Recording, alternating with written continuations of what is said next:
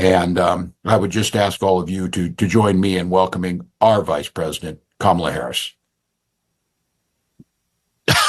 Thank you, Tim. Oh no, man. Oh no. All right. So a lot of people, and shout out to Uncle Brother in the building. Yeah. So, yo, my bad. Yesterday, I know the early notification. I'm sorry, Wednesday, the early notification. These days just been running. But Bill, appreciate that, brother. Appreciate that. But yo, a lot of people have been saying and clowning Kamala, like, yo, was she drunk? You know, was she? I'm telling y'all, I've heard that before this particular video. But it is funny. It is the gift that just keeps on giving. Like, she makes it so easy for people to criticize, but maybe she is really just living in her joy. Honestly, if I was her, I'd be happy. She ain't want to win. I mean, she wanted to win, but I'm sure she's doing all right. You know, she can now embrace that victimhood that the Democrats enjoy so much, that you can only embrace from being a loser, that you can only embrace when you lose. I'm not saying from her, calling her a loser. But you know how some people would rather lose just so they can embrace that victimhood than take accountability. Let's keep going. Let's just hear from Kamala Harris. Thank you, Tim. Yeah. Thank you. Back at you, brother. You are such an extraordinary leader, and we have become lifelong friends. I just, in front of everyone, I want to thank you, Tim. You lead with. Yo, she just hasn't mastered the camera, maybe. I think, you know what it reminds me of? It reminds me of my old videos that I used to do when I'm thinking about them in my head. And there was one that I should find those videos, but there was one in particular where we did a broadcast boot camp. It was with the NFL and NFL Films. And they put me on like a live show or something. And I just looked at the video, or my brother and my mom were looking at the video because they wanted to see what the program was like. And they always bring that up because it's so funny where I'm just not as comfortable speaking. And then I look at a lot of my old videos, even getting ready to do the business consulting. And it's like, hi, my name is Dave. You know, you're speaking how you think people want to receive you rather than just being yourself and just talking. And it comes across, but you don't realize as you're doing it. As you're doing it, you feel like, oh, no, this is just how people speak when they're trying to build their client base. This is just how people speak when they're trying to do marketing. This is how people want to hear. This is what professional looks like. And we have completely gotten away from that. And you realize how much just somebody being genuine, somebody being comfortable being themselves, that is the most relatable thing that you can be. Not trying to be who somebody else wants me to be, but me just being myself, even if that's a completely different person than the person that I'm interacting with. Me being myself and being 100% comfortable being myself, that is the most relatable thing. And I do believe that she struggles with that a bit. With courage, you lead with heart. You see the people, you care about the people. You believe in uplifting the dignity to which all people are entitled, and you do it and you have a sense of fun when you're doing it.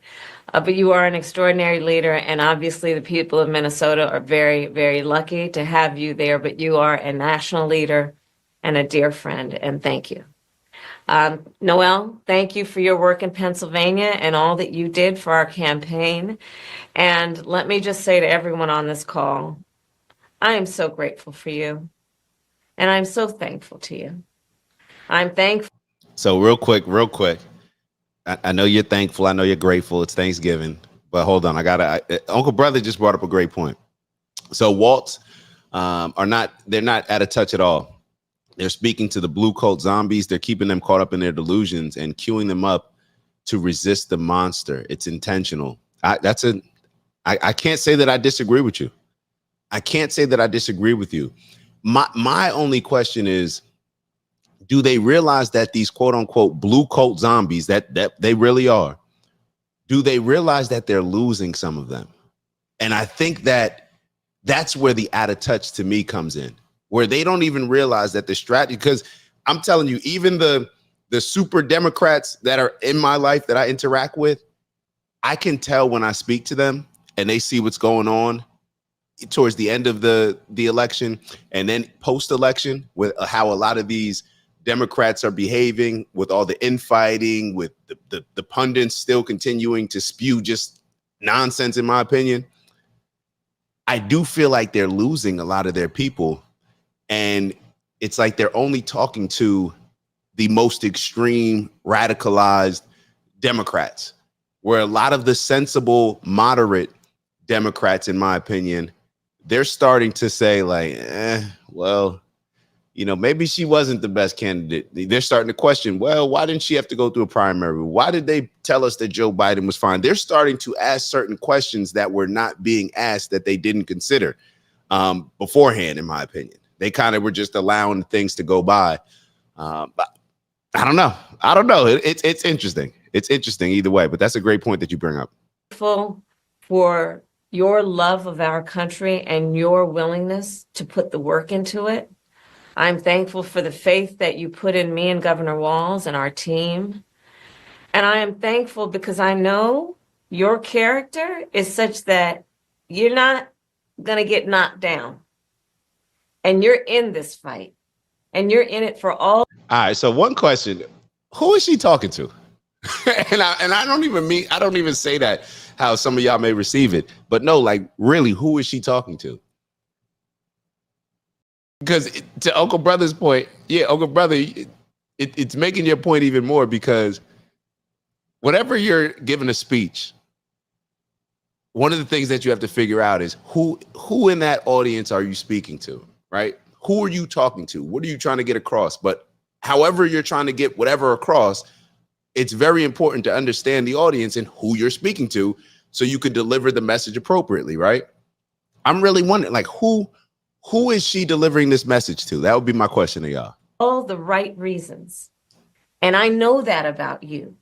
It's why you're part of this call right now, and all the work that you did over those 107 days and even before. That's your nature.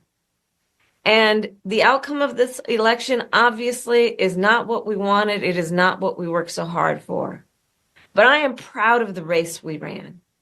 And your role in this was critical. What we did in 107 days was unprecedented. Think about the coalition that we built, and we were so intentional about that.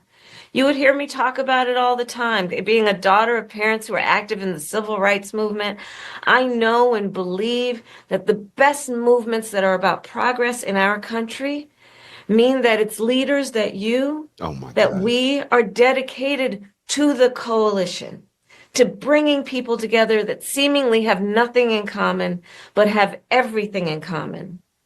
A coalition where we bring people together based on a deep love of our country and our understanding that the strength of our country will be a function of our willingness to put in the work, and that we will do that work with a sense of joy, yes, with a sense of work ethic and understanding it's going to be hard, but it's good work. What are we talking about? Like, what is going on here? What is going on here?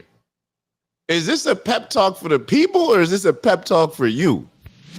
It's Dak. Just want to thank you for checking out our video and visiting the OG Network. If you enjoyed the video, please make sure that you give us a like. And if you're looking to join a community of inspired individuals striving for purposeful abundance, subscribe. And if you're feeling real generous, share the video with some friends and family. All right, I'll see y'all soon. Ew.